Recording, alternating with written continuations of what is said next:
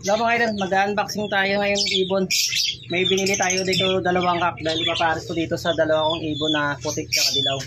Titignan natin to mga idol, silipin natin.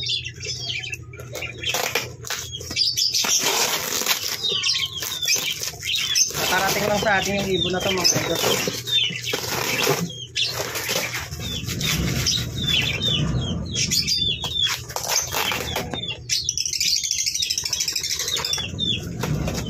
Naghahanap na kasi ng mga kapares yung ibon natin mga idol, kaya binilan ko na lang para mayroon na silang kapares. Titignan natin mga idol, ang gaganda nito mga idol, kulay dilaw.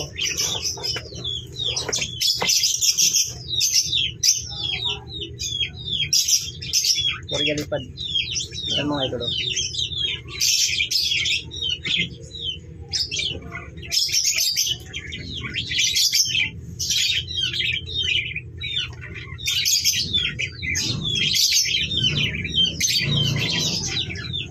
Lalagay natin dito sa kulungan.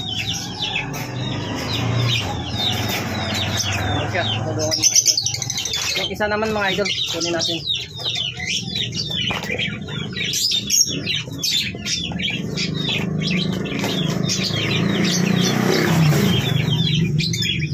Yan naman yung isa mga idol.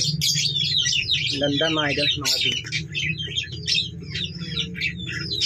Siyempre, kapain muna natin kung ito. Napit mga idol. Naglulugon mga idol. Ang ganda. May sing-sing pa siya mga idol. Yung isa may sing-sing din. Dito muna natin sila ilagay kasi ito dalawang babae. Ito yung nandito ko. Dito muna natin sila ilagay mga idol para magpares lang sila dito. Yan. Ikotin natin yung camera mga idol. Ay, wag na lang, dito na lang oh. Ayan sila mga idol oh, ang gaganda nila oh. Bali ito yung nabili natin ngayon. Saka yun. Bali apat na yung ano natin, paparisin natin. Kaya na sila, ang gaganda nila mga idol oh. Yan kasi yung puti at dilaw na, yung dilaw kung isa dyan.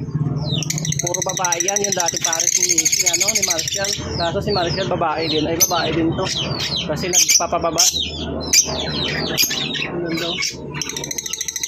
Walite, maraming salamat sa iyo sir sa ibon mo na pinagkaloob sa akin.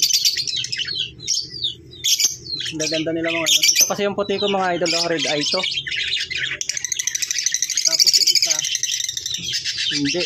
Ang ganda na nila. Yun lang mga idol, salamat. May hinahanap pa tayong ibon ngayon. Hanggang dito na lang mga idol, salamat.